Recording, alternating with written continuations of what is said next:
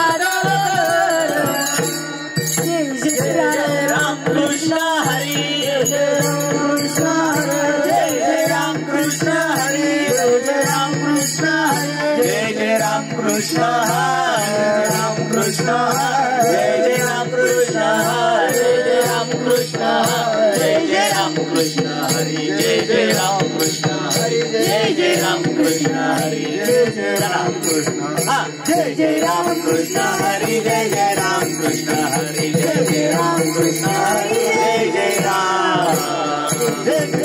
कृष्ण हरे जय राम कृष्ण हरे जय राम कृष्ण हरे जय राम जय राम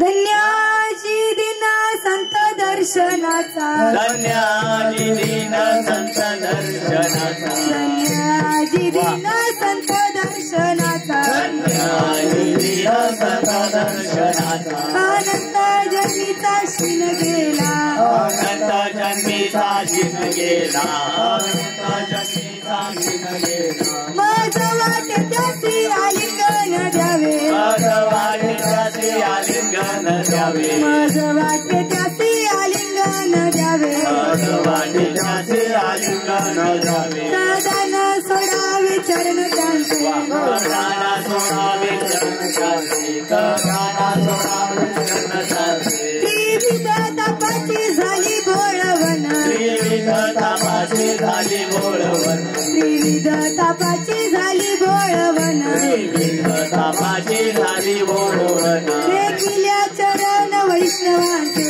देखिला चरण वैष्णवांचे देखिला चरण वैष्णवांचे माझ वाटे त्यासी आलिंगन द्यावे मज वाटे त्यासी आलिंगन द्यावे माझ वाटे त्यासी आलिंगन द्यावे मज वाटे त्यासी आलिंगन द्यावे दादान सोडावे चरण त्यांचे गदाना सोडावे चरण त्याचे गदाना सोडावे चरण त्याचे एका जनार्दनी घड त्यांचा संग एका जनार्दनी घडो त्यांचा संग एका जनार्दनी घड त्यांचा संग एका जनार्दनी घडो त्यांचा संग नवा वियोग जन्मोजन्मी न भावा वियोग जन्मोजन्मी न भावा वियोग जन्मोजन्मी मग वाटे त्यासी आलिंगन द्यावे मज वाटे त्यासी आलिंगन द्यावे मग वाटे त्यासी आलिंगन द्यावे मज वाटे त्यासी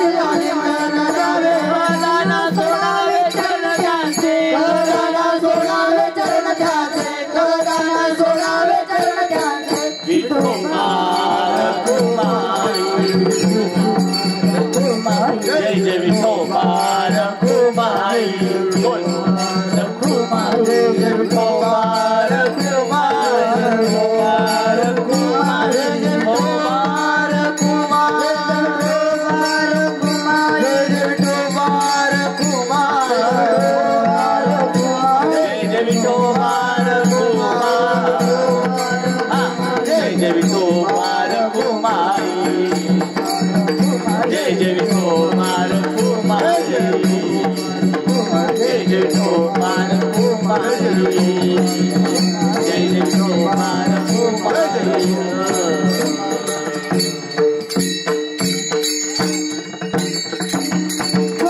अनंत जन्मीचा क्षीण गेला अनंत जन्मीचा क्षीण गेला मज वाट त्यासी आलिंगन द्यावे मज वाट त्यासी आलिंगन द्यावे दाना सोडावे चरण त्यांचे दाना सोडावे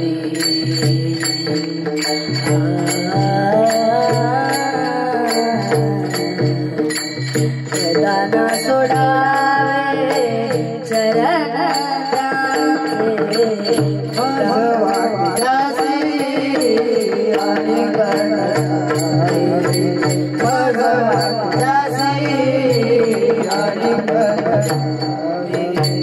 गदाना सोडावे चरण त्याचे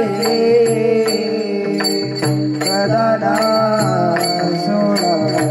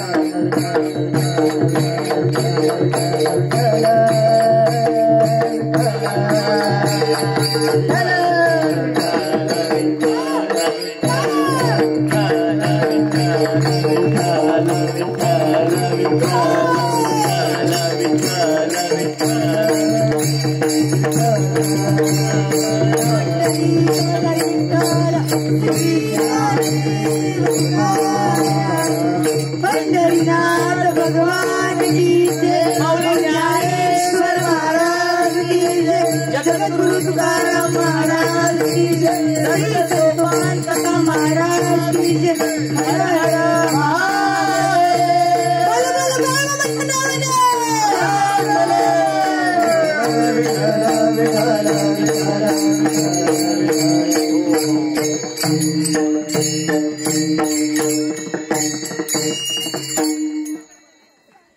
धन्याजी दिन संत दर्शनाचा, अनंत जन्मीचा शीन गेला, मज वाटे त्यासी आलिंगन द्यावे, कदा न सोडावे चरण त्यांचे, त्रिविध तापाची झाली भोळवण, देखील या चरण वैष्णवांचे, मज वाटे त्यासी आलिंगन द्यावे, कदा न सोडावे चरण त्यांचे, एका जनार्दनी घडो त्यांचा संग, न व्हावा वियोग जन्मोजन्मी, मज वाटे त्यासी आलिंगन द्यावे, कदा न सोडावे चरण त्यांचे। विठ्ठल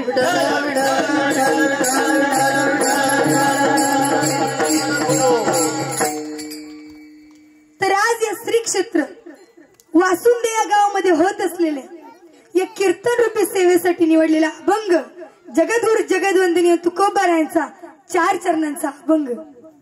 या कीर्तन रूपी सेवेला सुरुवात करण्यापूर्वी ज्या भगवंताचे तुम्ही आम्ही दास आहोत, हा इथं भगवंत विराजमान झालाय ना, याचा आराध्य दैवत ज्याला मानलं जातं, ज्या भगवंताने आपल्या भक्तासाठी कट्ट्यावर हात आणि विटेवर उभा राहिला, अशा पंढरीच्या पांडुरंगाला एकदा नमन करू। पांडुरंगा करू प्रथम नमः, कृष्ण हरी, पांडुरंगा करू प्रथम नमः, कृष्ण हरी, पांडुरंगा करू प्रथम नमः, कृष्ण हरी, पांडुरंगा करू प्रथम नमः, कृष्ण हरी।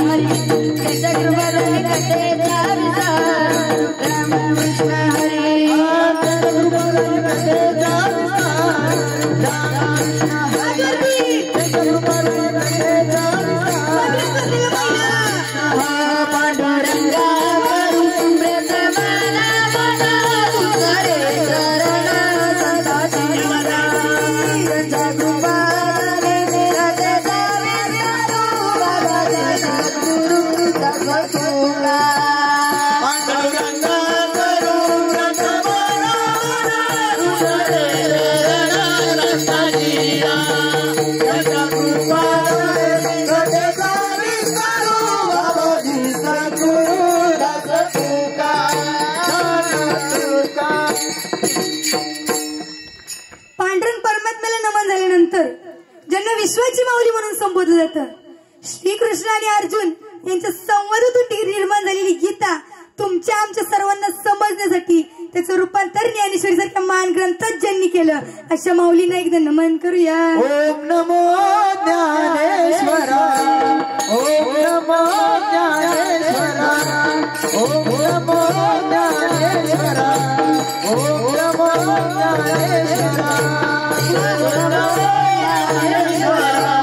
ओम नमो ज्ञानेश्वरा, ओम नमो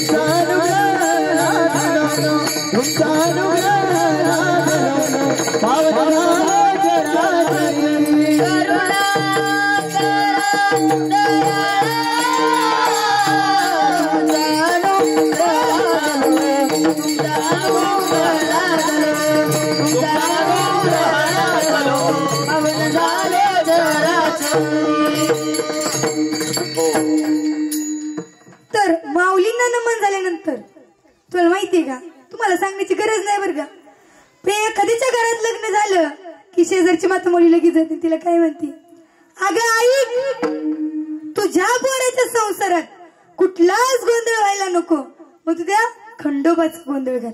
ओके, महाराष्ट्राचं कुलदैवत ते. मला पण असंच वाटतं, माझ्या कीर्तन रूपी सेवेत कुठलाही गोंधळ व्हायला नको, मग घालू ना ते खंडोबाचा गोंधळ.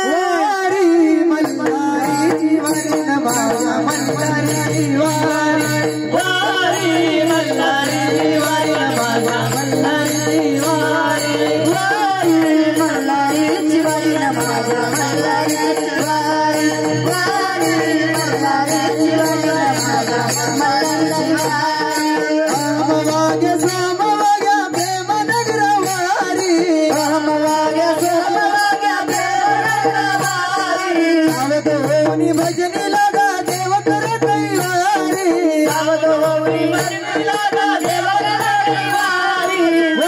वारी वारी वारी मल्हारी वारी माझ्या मल्हारी वारी, वारी मल्हारी वारी माझ्या मल्हारी वारी, वारी मल्हारी वारी माझ्या मल्हारी वारी, वारी मल्हारी वारी माझ्या मल्हारी वारी.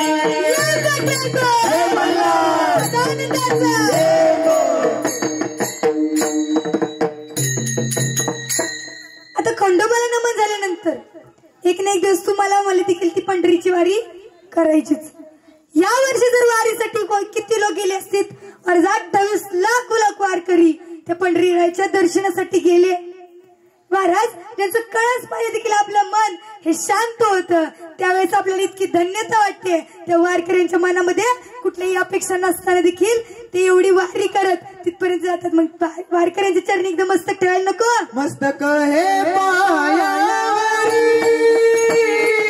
या वारकरी संतांना, या वारकरी संतांना, या वारकरी संतांना.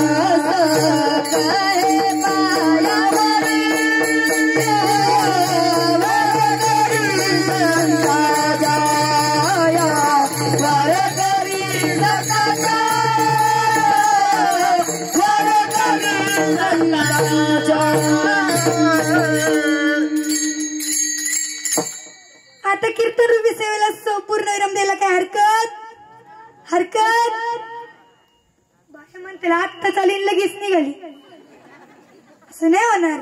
येताना फक्त थोडा लेट झाला, तुमच्या सर्वांचे मी मनापासून माफी मागते आणि कीर्तन रूपी सेवेला सुरुवात करते. विठ्ठल विठ्ठल. हा एकनाथ महाराजांचा अभंग आपल्याला काय सांगून जातो, ज्या वेळेस आपल्या देवाचा साक्षात्कार होतो, साक्षात्कारला आमची गोष्ट दर्शन जरी झालं ना तरी आपल्याला असं वाटतं वा जीवन सार्थकी लागतं. पहिले चरणात एकनाथ महाराज तेच सांगतायत, धन्य आजी दिन संत दर्शनाचा अनंत जन्मीचा शिन गेला, मज वाटे त्याचे आलिंगन द्याव्या, कदा न सोडावे चरण त्यांचे. पहिले चरणात एकनाथ महाराज सांगतायत की ज्या वेळेस ज्या सेकंदाला ज्या क्षणाला मला ते भगवंताचं दर्शन झालं ना, जीवन माझं सार्थकी झालं, तो दिवस माझ्यासाठी धन्य झाला. दुसऱ्या चरणात एकनाथ महाराज सांगतायत, त्या क्षणी मला त्याला मिठी मारूशी वाटते, त्याला आलिंगन देऊशी वाटतं, पण काय करणार, त्याची आपली बरोबरी होऊ शकत नाही ना. तिसऱ्या चरणात आपले एकनाथ महाराज सांगतायत, त्रिविध तापाची झाली बोळवण, देखिल्या चरण वैष्णवांचे. तिसऱ्या चरणात एकनाथ महाराज सांगतायत की जे 3 ताप असतात ते 3 ताप ज्यावेळेस नष्ट होतात ते केव्हा नष्ट होतात? देखील चरण वैष्णवाचे. त्या भगवंताचं दर्शन झालं, त्या भगवंताचं आपल्याला काही झालं ना तरी ते भगवंत आपल्याला त्या भगवंताचा जरी फोटो जरी थोडस जरी अस्तित्वाबद्दल त्याच्या आपल्या मनामध्ये ती मात्र देखील शंका राहत नाही. त्या भगवंताच्या अस्तित्वाबद्दल आपल्याला सत्यता वाटते. त्यावेळी कुठं आपले जीवन सार्थकी लागतं. त्या त्रिविद्यापाची बोलवण होऊन जाते. अंतिम चरणात एकनाथ महाराज सांगतायत एका जनार्दनी घड त्यांचा संग न व्हावा वियोग जन्मोजन्मी. अंतिम चरणात एकनाथ महाराज सांगतात की ज्या वेळेस मला त्यांची संगत लावेल, ज्या वेळेस मला ते दर्शन देतील त्यावेळेस मला ह्या जन्मात काय अनेक जन्मात जरी पाहिलं गेलं ना तरी त्यांचा वियोग त्यांच्यापासून मी दूर जायला नको विठ्ठल. तर पहिल्या चरणात एकनाथ महाराज सांगतायत धन्य आजी दिन संत दर्शनाचा अनंत जन्मीचा शिन गेला. ज्या वेळेस मला त्या भगवंताचं दर्शन झालं माझं जीवन सार्थकी लागलं. मला इथून पुढे काही करायची गरज नाही. जर पाहायला गेलं तर संत आपले जर संत मामा आहेत तसे एक संत होते. ते मूळ नक्षत्रावर जन्माला आले. जे आज अभंग आहे ते देखील मूळ नक्षत्रावर जन्माला आले. आणि मी आता ज्यांचा तुम्हाला दृष्टांत सांगणार आहे तो देखील मूळ नक्षत्रावर जन्मलेलं व्यक्तिमत्व. ज्या वेळेस ते मूळ नक्षत्रावर जन्माला आले तुम्ही म्हणताल मूळ नक्षत्र म्हणजे काय?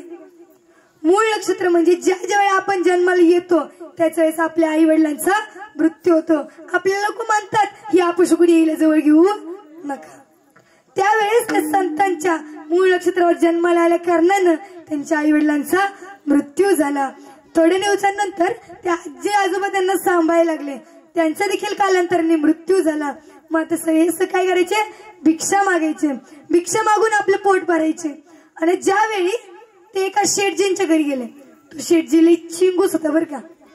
ते शेठजींच्या घरी गेल्यानंतर म्हणलं शेठजी भिक्षामध्ये मला भिक्षा द्या. शेठजी म्हणतो ए तू इथून निघून जा बाबा, तू आला तर माझ्या घरातली लक्ष्मी आली तशी परत जाईल.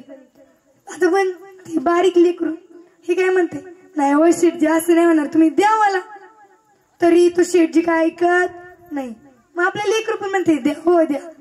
त्यावेळी त्या शेठजीने काय केलं अशी एक बल्ली मोठी काठी घेतली आणि त्याला मारायला लागला. अशी काठीवरती घेतली तर मागून एका व्यक्तीने पकडलं. कोण व्यक्ती दिसेना. माग बघितलं तर आचार्य नरहरी उभे होते. आणि ज्यावेळेस आचार्य नरी ते शेठजींना म्हणतात अरे तुम्ही का मारताय या बाळाला? बाळ लेकरू आहे, याला फक्त अन्न मागते, अन्नदान सर्वात श्रेष्ठ दान, याला का देत नाही तुम्ही? तेव्हा शेठजी म्हणतात अहो हे मूळ नक्षत्रावर ज्या पोरगे ह्याला जवळ घेतलं तर माझ्या घरातली आलेली लक्ष्मी परत जाईल. तुम्ही चांगले, तुम्ही ना खायच्या नादी लागू. बरं तुला असं मग ते आचार्य नरहरी म्हणतात तुला असं वाटतं ना मी चांगलं आहे, मग थांब ह्याचा सांभाळ मीच करतो, बघू मला काय होतंय, बघू मला देव काय करतोय. त्यावेळी ह्या मुलाला हे आपल्या आचार्य नरहरी घेऊन त्यांच्या आश्रमाकडे जातात. काही दिवसांनंतर हे जो व्यक्ती असतो हा लहान मुलगा असतो तो पुढे जाऊन संत तुलसीदास बनतो. आणि याने पुढे जाऊन काय लिहिली तर हनुमान चालीसासारखी एक आपल्या हनुमंतरायांचं व्यक्तिमत्व पटवून देणारी आपली हनुमान चालीसा याच व्यक्तिमत्वाने लिहिली. त्यामुळे कुणाचा एक भेदभाव करायचा नाही. अन्नदान एक सारखं करत राहायचं. ज्यावेळेस आपण अन्नदान करतो ना देवा आपल्याला बघत असतो तर याच हरिक वाटते. देवाला आपला हरिक वाटतो. देवाला आपल्याबद्दल आत्मीयता वाटते की नाही बाबा ह्याच्याकडे नसलं तरी आपल्या तोंडात आलेला घास देखील याला परत म्हणलं आपण याला द्यायलाच पाहिजे. विठ्ठल विठ्ठल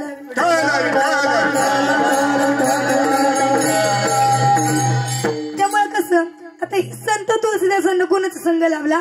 संतांचा संघ लागला. आचार्य नरहरींचा संघ लागला. ज्यावेळी संघ जैसा लाभत तैसा आपल्याला संतांची संगत लाभते त्यावेळी आपलं जीवन सार्थकी लागतं. संतन के संग लागी रे तेरी संतन के संग लागी रे तेरी अच्छी बने. संतन के संग लागी रे तेरी अच्छी बने. संतन के संग लागी तेरी अच्छी बनेगी. अच्छी बनेगी तेरी बिगड़ी बनेगी. अच्छी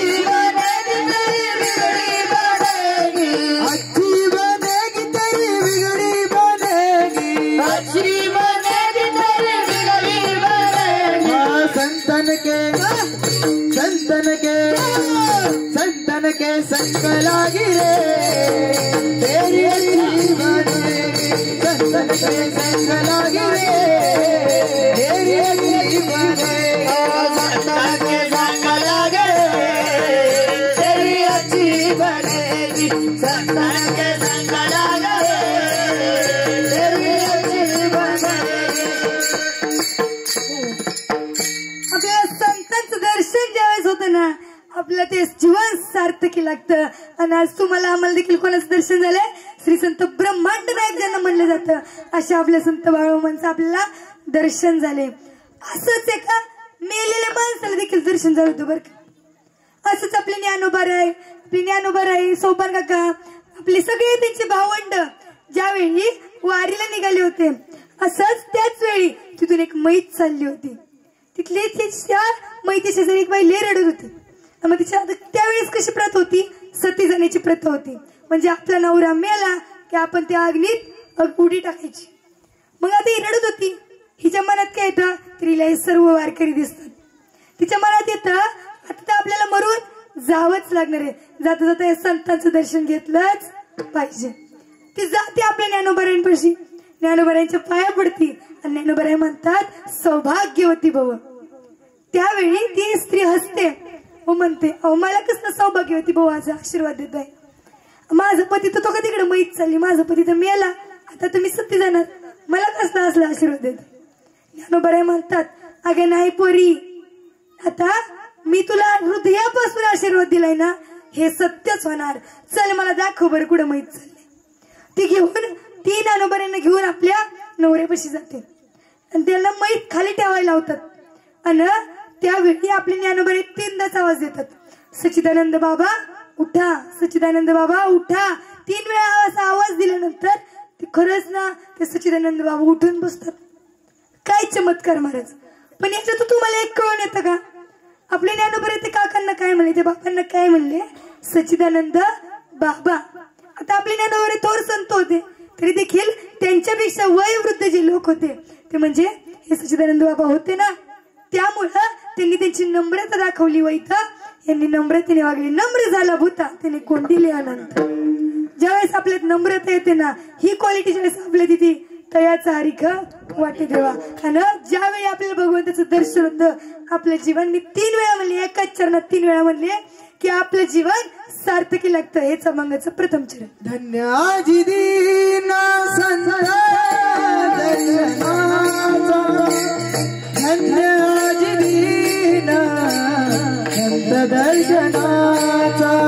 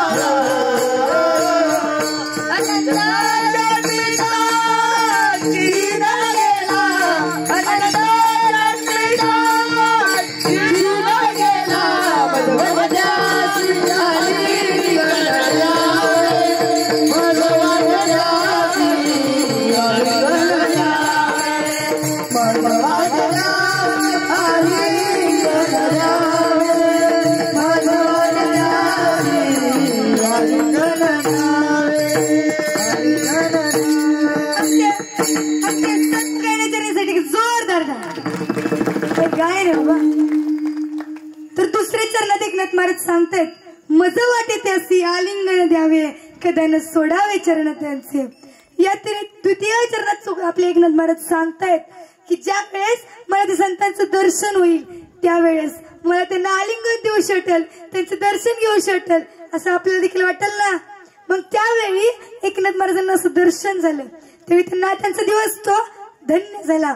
असंच एक दिवशी ज्यावेळेस संत म्हणजे कोण, पहिल्यांदा आपल्या समोर जर संत आणि गुरु आले ना तर पहिल्यांदा दर्शन कुणाच घ्यावं तर गुरूंचं घ्यावं. आणि एक दिवस असाच आला ज्यावेळी योगायोगाने आपले मामा सर्वांना सांगायचे तुला गुरु करण्याची आवश्यकता आहे. आणि मामा त्यावेळेस असे झोपले, तेव्हा त्यांच्या मनात आलं की मी सर्वांना सांगितलं तुम्ही गुरु करा, मी अजून गुरु मात्र केला नाही, मी हा गुरु केलाच पाहिजे. त्या क्षणापासून ते संकल्प घेतात की इथून पुढे ज्या वेळेस मला जोशी लोक येतील त्यांचं गारणं मांडतील, मला जे धन देतील ते मी एका पिशवीत ठेवणार. आणि त्या पिशवीत ज्यावेळी मला एखादा व्यक्ती म्हणेल ना माझे एवढे एवढे पैसे दे, आणि त्या पिशवीत जर तेवढीच संख्या पैशांची असेल तर ते माझे गुरु. आणि अशाच एकदा आपले मामा चालत असताना त्यांच्यासोबत त्यांची दारकरी पण होते. चालत जात असताना त्यांना एक मध्येच संत येऊन म्हणतात अरे मामा, अरे बाळू, मला माझे पैसे दे, किती दिवस झालं घेतलेलं दिलं नाही अजून. त्यावेळेस मामा म्हणतात किती पैसे झाले तुझं. त्यावेळी ते संत म्हणतात माझे 120 रुपये झाले, मला माझे 120 रुपये दे. त्यावेळी मामा ती पिशवी काढतात आणि पैसे मोजतात, त्यावेळी त्यामध्ये खरंच 120 रुपये निघतात. त्याच वेळेस म्हणतात आजपासून माझे हे गुरुदेव. त्याच वेळेस त्यांनी गुरु केले. आणि ज्यावेळेस आपल्या आयुष्यामध्ये गुरु येतात ना, गुरु हा संत कुळीचा राजा बोललं गेलंय. गुरुला संत कुळीचा राजा म्हणजे जितके काही संत आहेत ना त्यांचा गुरु हा संत कुळीचा राजा म्हणजेच विठ्ठल विठ्ठल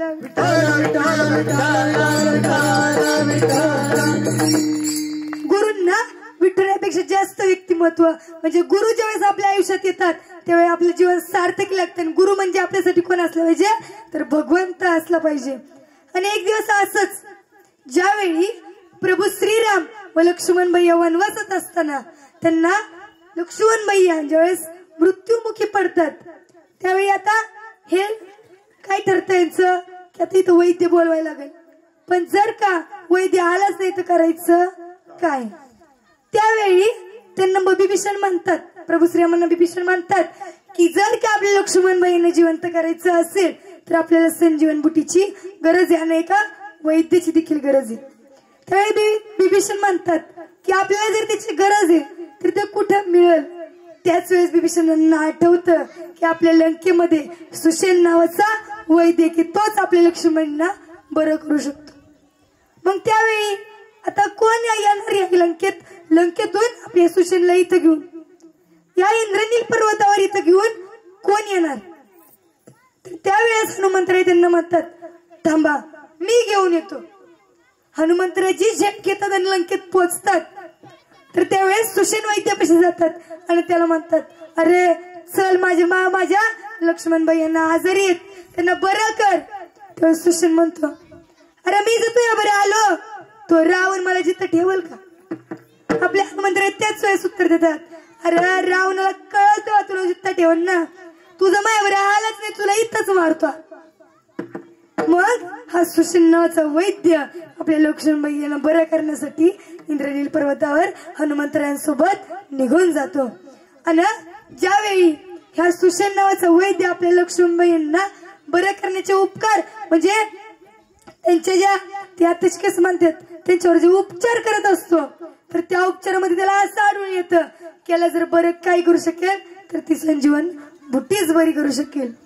आणि मग प्रभू श्रीरामांना असं वाटतं आता ही संजीवन बुटी आपल्याला कुठे मिळणार. तर त्याच वेळेस विभीषण म्हणतो तो सुषेण वैद्य म्हणतात की ते संजीवन बुटी आपल्याला तिकडे त्या द्रोणागिरी पर्वतावर मिळेल.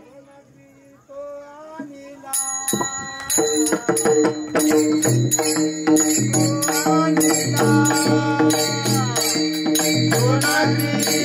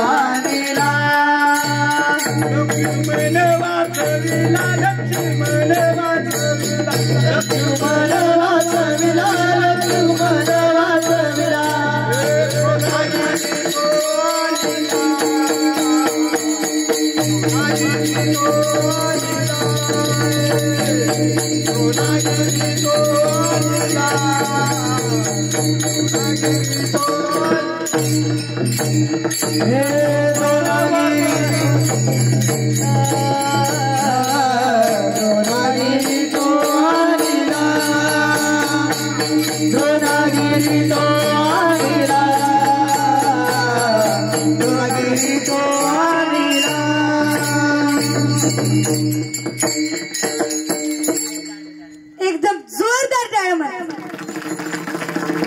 हे हनुमंतरी ज्यावेळेस त्या द्रोणागिरी पर्वतावर जाऊन संजीवन बुट्टी घेऊन येतात त्यावेळेस प्रभू श्रीरामचे लक्ष्मणबाईंकडे लक्ष जात नाही, विभीषणाकडे लक्ष जात नाही. त्यावेळेस आपल्या प्रभू श्रीरामांचं हनुमंतरांकडे लक्ष जातं आणि त्याच वेळेस प्रभू श्रीराम हनुमंतरांना आलिंग देतात. हेच अभंगाचे द्वितीय चरण.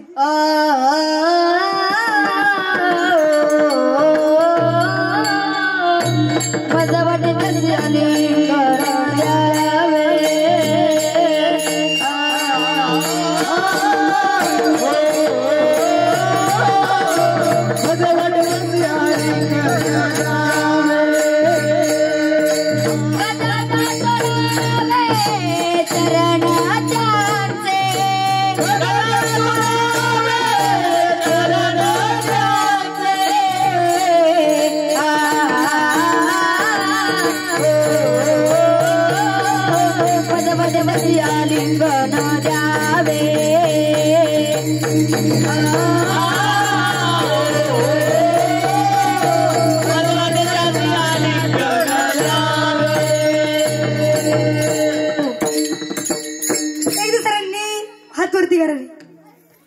सगळ्यांनी मंदिरात बसलेली निवड. एकदा आपण वारकरी परंपरेप्रमाणे विठुरायाचं भजन करायचं.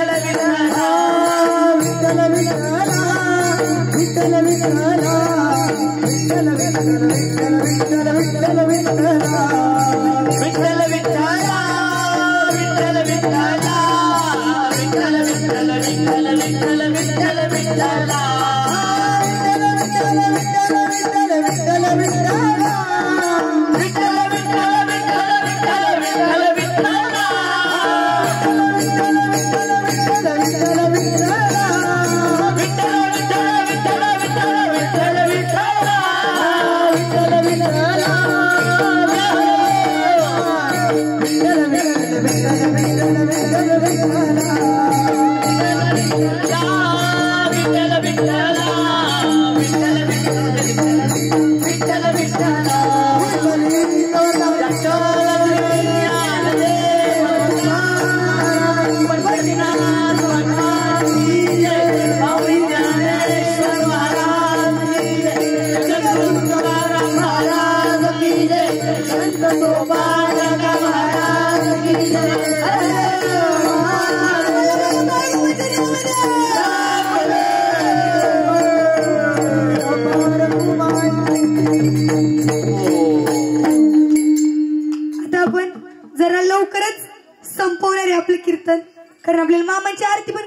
का विसरला? विसरला नाही ना? महिलांनी उत्तर द्या. विसरला नाही ना? बरे झाले. अंतिम चरणात आपले एकनाथ महाराज सांगतायत की ज्यावेळी एका जनार्दनी घडो त्यांचा संग नवा वियोग जन्मोजन्मी.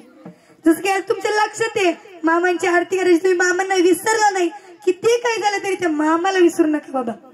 कारण ज्यावेळी आपण मामाचा भांडरा आपल्या कपाळ लावतो ना, आणि ज्यावेळेस आपण इथं येतो आणि मामाचा भांडरा न लावता परत जातो ना, त्यावेळेस आपल्याकडे मामा लक्ष देत नाही. पण हो, ज्यावेळेस आपण इथं येतो मामांचा भांडरा कपाळी लावतो आणि निघून जातो ना, त्यावेळेस मामा म्हणतात तुझी कर्मरेषा बदलण्याची ताकद देखील माझ्यात आहे. आणि भांडऱ्याचे 2 प्रकार आहेत महाराज. पहिला प्रकार म्हणजे आपण कपाळ लावतो तो भांडरा, आणि दुसरा प्रकार म्हणजे आपण आरती झाल्यानंतर जे जेवण करतो त्याला दुसरा भांडरा म्हणतात. आणि ज्यावेळी आपण इथून न जातो, महाप्रसाद न खाता जातो ना, त्यावेळेस देव आपल्या जन्माच्या नाही तर अनंत जन्माच्या जेवणाची काळजी आपला मामा करत नाही. पण ज्यावेळी इथं आपण येतो, मामांचा महाप्रसाद पोटभर खातो आणि इथून निघून जातो ना, त्यावेळेस मामा म्हणतात तुझी ह्या जन्माची काय अनंत जन्माची काळजी जेवणाची ही माझ्यावर आली. आता विठ्ठल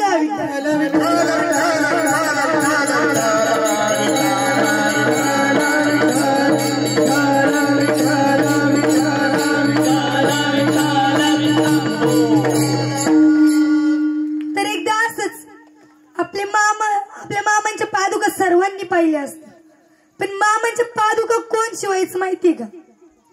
चेअरमन दादा म्हणून एक दादा होते, आणि ते आपले मामांच्या सगळे दर महिन्याला ते दर अमावस्येला त्यांना चप्पल नेऊन द्यायचे. आणि एक दिवस असंच झालं, काही दिवसांनंतर ते रोज आपल्या मामांना चप्पल नेऊन द्यायचे. आणि देत असताना काही दिवसांनी आपल्या मामांनी समाधी घेतली. आदमापूर सारखे तीर्थक्षेत्री आपल्या मामांनी समाधी घेतल्यानंतर त्यांनी चप्पल नेऊन द्यायचं बंद केलं. अनंत वर्षांनी चप्पल दिलीच नाही. मग मामांच्या मनात काय आलं, माझं बघतो मला इतके दिवस भेटायला आला नाही, म्हणलं याला बोलवायलाच पाहिजे. मग ज्यावेळी ते आणत नव्हते त्यावेळी आपले मामा ते चेअरमन दादांच्या स्वप्नात जातात आणि म्हणतात, अरे रांडच्या तुला काही कळतं का? अरे किती दिवस झालं मला चप्पल नाही, हलवानी फिरायला लागतंय, काट दगडी टोचतेत र मला लवकर या पहिल्याच अमावस्येला मला तू चप्पल आणून दे र. पण त्याच्या आधी त्यांनी चप्पल बनवायचं काम सोडून दिलं असतं. पण आपल्या मामांनी सांगितलं म्हणल्यावर तो बघत काय ऐकाल का नाही, ऐकल्याशिवाय राहणार नाही. ज्यावेळेस मामा त्यांना तसं बोलतात त्याच अमावस्येला आपल्या मामांना ती चप्पल नेऊन देतात. पण आता मला सांगा, मामांना काही त्याची चप्पलीची गरज होती का?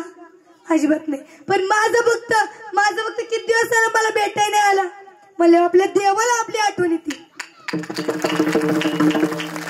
तसंच आज तुम्ही इथं बोलवलं म्हणून मी इथं आले नाही, मला त्या मामाने बोलवलं म्हणून आज मी इथं आले. खरं तर मामांच्या दारात एखाद्या मामांच्या भक्ताची पात्र उचलण्याची पात्रता त्या व्यक्तीची लागते, तेव्हा कुठं आपल्याला मामांच्या दारातलं पात्र उचलता येतं.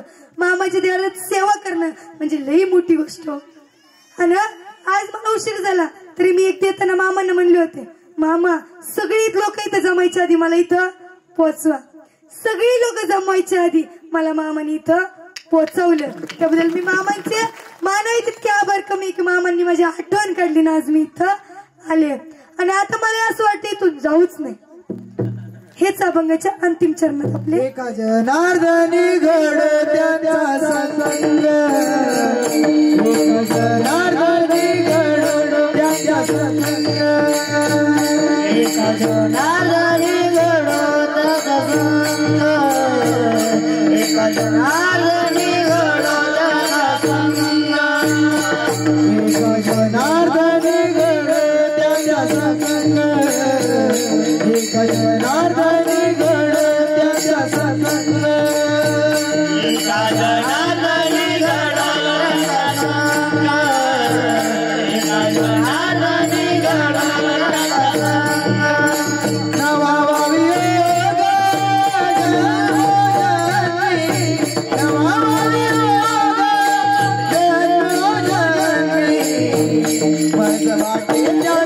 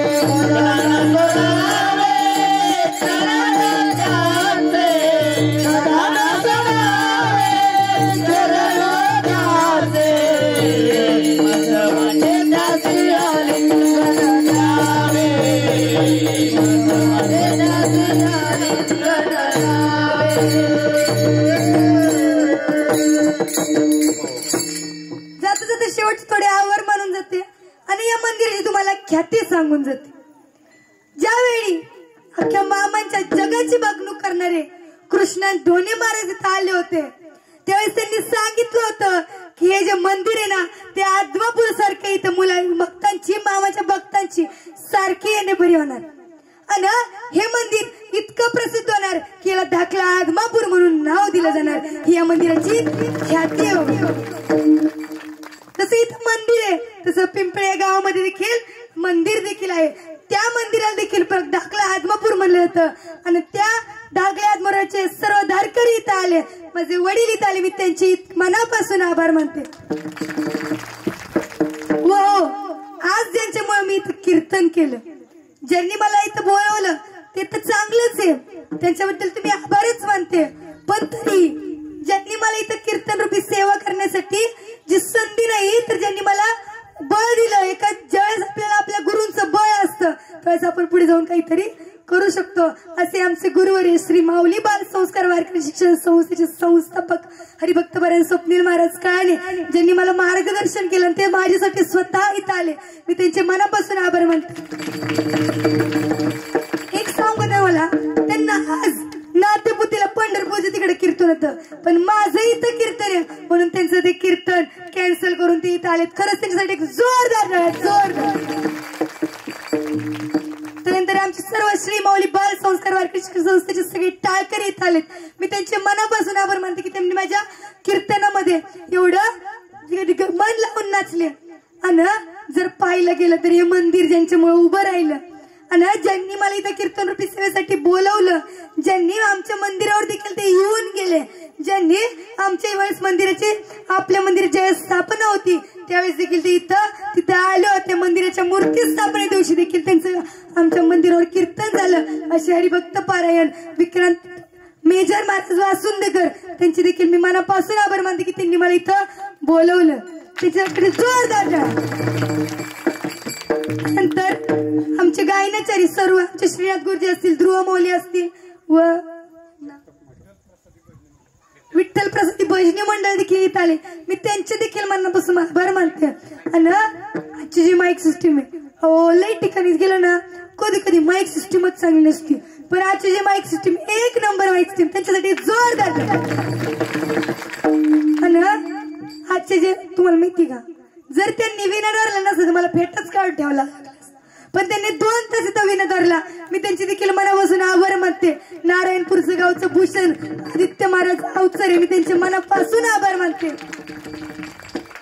व ज्यांना खरी रंगत कशामुळे असते माहिती का कीर्तनाला तर पक्वाजामुळे असते त्यामुळे आमच्या हरिभक्तपरायण सुजल महाराज जगताप आणि गणेश महाराज सावंत यांची देखील मी मनापासून आभार मानते. आणि कालच आमच्या सुजल महाराजांचा वाढदिवस झाला बरं का. आणि आज तुम्हाला काय वाटलं फक्त तुम्हीच माझं कीर्तन ऐकताय नाही अवघ महाराष्ट्र माझं कीर्तन ऐकताय आपल्या मंगेशदादांच्या मार्फत मी त्यांची देखील मनापासून आभार मानते की ते माझ्या प्रत्येक कीर्तनाला उपस्थित असतात.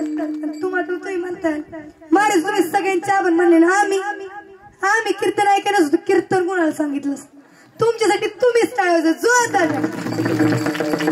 व कीर्तन रूपी सेवेला पूर्णविराम. ज्ञानेश्वर ज्ञानराज माऊली तुकाराम ज्ञानेश्वर माऊली ज्ञानराज माऊली तुकाराम ज्ञानेश्वर माऊली ज्ञानराज माऊली तुकाराम ज्ञानेश्वर माऊली तुकाराम तुकाराम तुकाराम तुकाराम तुकाराम तुकाराम तुकाराम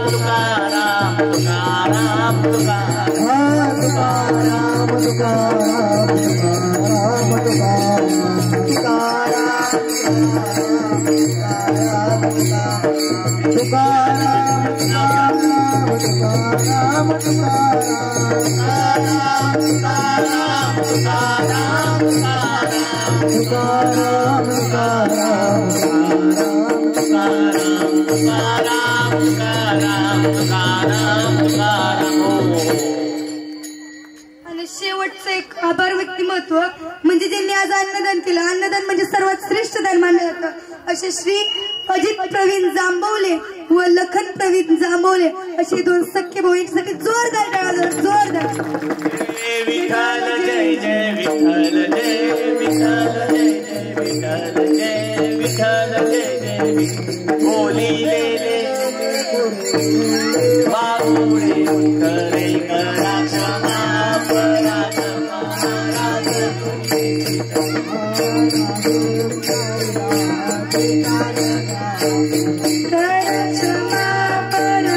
महाराज तुमचे सिद्ध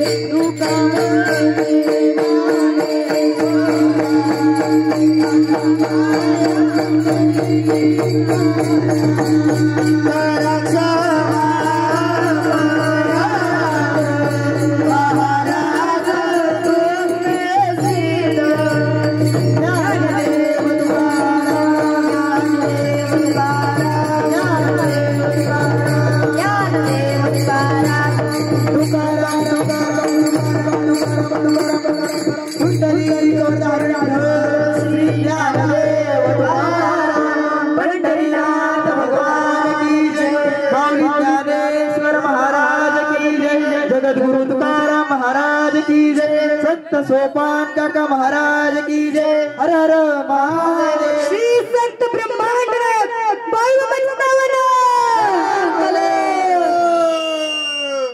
पाऊस गेलेला आहे. शांतता राखा. ए माईन नो बोल नका. पुढल्या वर्षी सगळे घेऊन जाऊ वारीला. तिकडं सोडून देऊ म्हणजे बोलायचं नाही. बोल नका. बोला बोला बाळमामांच्या नावानं. संत श्री सद्गुरु बाळमामा त्या देवालयात आत्मापूर कृपा के संत श्री सद्गुरु बाळमामा तळ श्री क्षेत्र वासंदे ललगडी पंचक्रोशी आज या भूमीमधून निघालेले जगाच्या मालकाची वारी वाटलूचे चोरमले वस्तीवरचे वासंदे रांगोळीतले मामांचे सगळे भक्त कोलोळीचे भक्त सगळे मामांच्या आत्मापर्यंत पोहोचले. आज वारीची सांगता आहे. सुंदर अशी वारी संपन्न पडली. त्या निमित्तानं आज होत असलेली पौर्णिमा. आज मामांच्या ग्रंथाचं पारायण संपन्न झालेलं आहे. ऐकताय का माझ्याकडं? आवाज गेला. आमचा साऊंड बॉक्स खराब झालाय. लक्ष द्या माझ्याकडं. छकुलीने केला. आमच्यात एक छकुली होती. ती छकुली आणली नाही आम्ही इकडं. नाहीतर अवघड झालं असतं. एका सुंदर अशी वारी संपन्न झालेली आहे. या ठिकाणी नित्य वर्षाप्रमाणे मामांच्या ग्रंथाचं पारायण संपन्न होतं. यज्ञ होतो. 1.25 लाख नाम जप यज्ञ या ठिकाणी केला जातो. हा दरवर्षी असतो. पण आज विशेष म्हणजे असं की इथं सुद्धा पारायण घडलं. जाताना सुद्धा आम्ही पारायण केलं. ती त्रिकाल संध्या जी आपण वारंवार सांगतो ती त्रिकाल संध्या आपण केली. आणि दररोज 41,600 कमीत कमी 41,600 नाम जप आम्ही जाताना 2 वेळा करत होतो. इतर चालता चालता तर भरपूर होता. पण सकाळची 5:30ची संध्या आणि संध्याकाळी 7:30ची संध्या या संध्यामध्ये 41,600 नामजप व्हायचा. नामजप आमचा 11 दिवसामध्ये घडलेला आहे. सुंदर अशी वारी आलेली आहे. या सगळ्या जेवढे हे फेटेवाले आहेत नाही फेटेवाले हे सगळे वारकरी आहेत बघा. सगळे वारकरी. आमच्या आज्यांनी पण फेटा बांधला. आमच्या बहिणींनी पण फेटा बांधला. जिजी कुठे? जिजी लय गोड दिसते. कुठे गेली जिजी? वा जिजे काय दिसते जिजे. एक फोटो युवराजाला एक फोटो करून म्हाताऱ्याच्या मोबाईल मध्ये दे गाड्या जावा. ठीक आहे. सर्वांनी सुंदर अशी वारी पार पडलेली आहे. सगळ्या वारकऱ्यांना अंतःकरणपूर्वक धन्यवाद आहे. आज त्या पौर्णिमेच्या निमित्तानं अनिल आपला अजित प्रवीण जांभले लखन प्रवीण जांभले यांची अन्नदानाची पंगत आहे. त्याचबरोबर असं कीर्तन सौजन्य त्यांचं आहे. आणि आज या ठिकाणी हरिभक्त पारायण मामांचे सेवक सईताई पोमन महाराज यांचं या ठिकाणी सुंदर असं चरित्र संप कीर्तन प्रपार पडलेलं आहे. थोडा उशीर झाल्यामुळे थोडा वेळेचे बंधन आहे. अण्णा लांब लांबची लोक जी वारीला होती ती थांबलेलीच आहेत. अजून ती जाणार आहेत. थोडं आवर्त घ्यावं लागलं. पुन्हा एकदा या लेकराची तुम्हाला श्रवण करण्याचा योग 100% येईल. सुंदर अशी आमच्या कालाणे महाराजांची वारकरी संस्था आहे. त्या संस्थेसाठी एकदा जोरदार टाळ्या वाजवा. संस्कार देण्याचं काम, संस्कार पिढी घडवण्याचं काम ते करत आहेत. आमचा संभाजीराजांचा चिरंजीव पुढे गेला. उभा हा सुद्धा त्या संस्थेमध्ये शिकत आहे. तिकडे बघ एकदा बघू दे भाऊ सगळ्यांना. हात जोड नमस्कार करा एकदा. जय सुरुवातीला. पण आता रमला बरं का. चेहरा सांगतोय रमला आता तो. तिथं तोही त्या ठिकाणी शिक्षण घेत आहे. छान बोले. कुणाचं आहे नाव सांग. कुठलं गाव? अच्छा अथर्व आणि तो कुशेगावचा आहे त्यासाठी मी जोरदार टाळ्या वाजवा. येणारा चांग भले येणारा काळ खूप भयंकर असणार आहे. ही मी वारंवार सांगतोय. पिढी घडावी तर अशी घडावी. जास्त वेळ घेत नाही. 8:45 वाजत आलेले आहेत. हा हा हे पैलवान हे आमचा मित्र आहे. उभा राहा उभा राहा.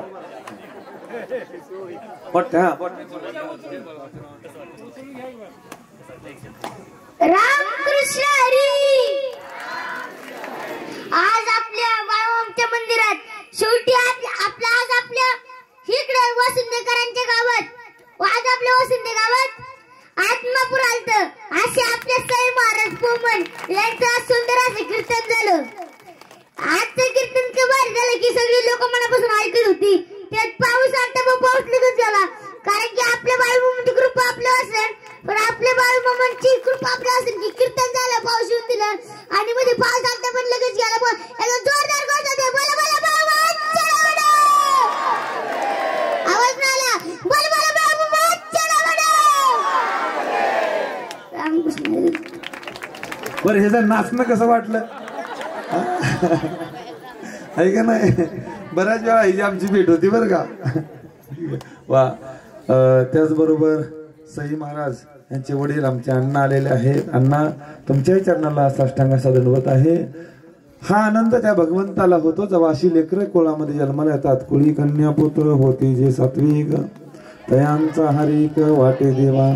तेच हरिक या देवाला वाटतो. तुम्हाला अंतःकरणपूर्वक धन्यवाद आहे. सगळा हा मामांचा भक्त परिवार आलेला आहे. आमची भाऊकी आलेली आहे. सगळ्यांच्या चरणाला आमचा साष्टांग असा दंडवत आहे.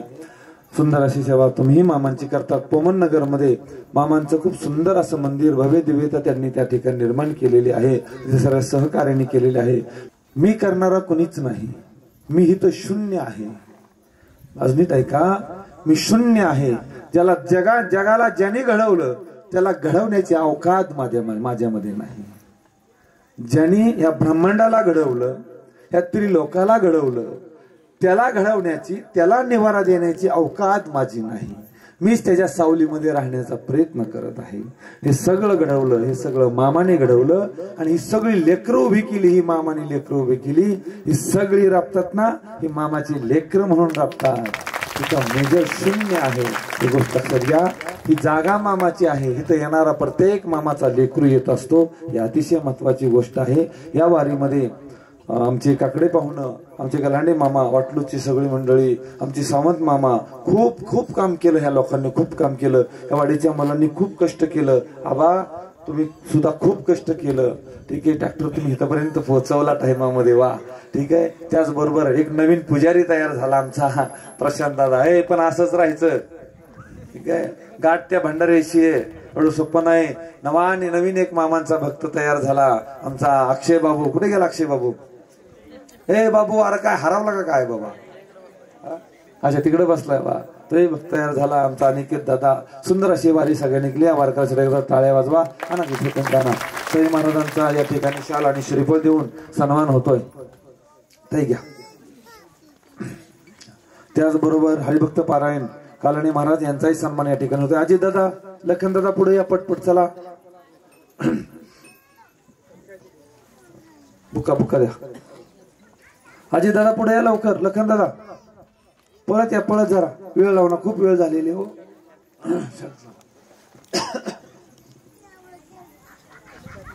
असं टाक अशी टाका. बोला बोला बाळूमामांच्या नावानं. त्याचबरोबर कालणे महाराजांचा सन्मान या ठिकाणी होतोय. एक शाल द्या. शाल आणि श्रीफळ द्या. महाराज या. तुमच्या अजितदादाला विनंती की महाराजांचा शाल श्रीफळ देऊन सन्मान करायचा आहे. त्याचबरोबर सई महाराजांचे वडील आमचे अण्णांचाही सन्मान या ठिकाणी लखनदादांच्या हस्ते होतोय. अजितदादा या तुम्ही महाराजांचा सन्मान करा.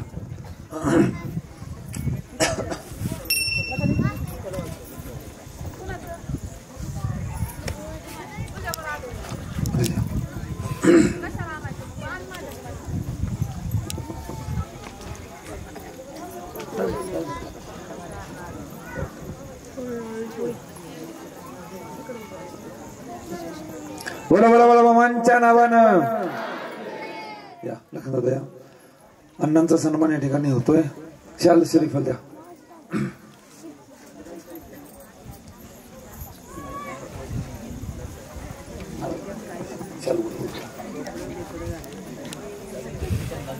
छोटे महाराज चला.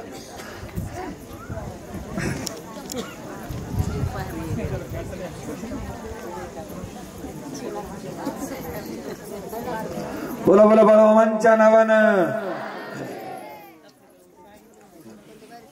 आमच्या विठ्ठल प्रसाद भजनी मंडळ आणि बाळूमामा भक्त परिवाराच्या वतीनं या संस्थेचाही सन्मान होतोय. हे छोटे महाराज यांचा स्वीकार सन्मान या ठिकाणी होतोय. या या एक जण या. संभाजी या. या संभाजीराज या या या या साईडला आहे संभाजी महाराज. आपल्या यांनी या वारीमध्ये बर का देव किती मोठा आहे. शेवटच्या क्षणाला भजनी मंडळ कॅन्सल झालं. जगाच्या मालकानं अचानक भजनी मंडळ एक पाठवून दिलं. अख्खा काकडा आरती याच्यामध्ये झाली. अख्खा हरिपाठ पूर्ण वारीमध्ये पार पडलेला आहे. महाराजांसाठी जोरदार टाळ्या वाजवा. हरिभक्त पाणी विठ्ठल महाराज आणि आमचे हरिभक्त पाणी संभाजी महाराज यांच्या वतीनं महाराजांचा सन्मान होतोय. बोला बोला बाळूमामांच्या नावानं. आरतीची तयारी करा. जेवढे पुरुष आहेत ह्याला वारीला आलेले सर्वांनी आरतीला थांबायचंय. एका एकाने आरती घ्यायची बाजूला जायचंय लगेच. त्याचबरोबर कालनी महाराज अण्णा आलेला आपला परिवार तुमच्या आरतीला तुम्ही सर्वांनी उभे राहायचंय.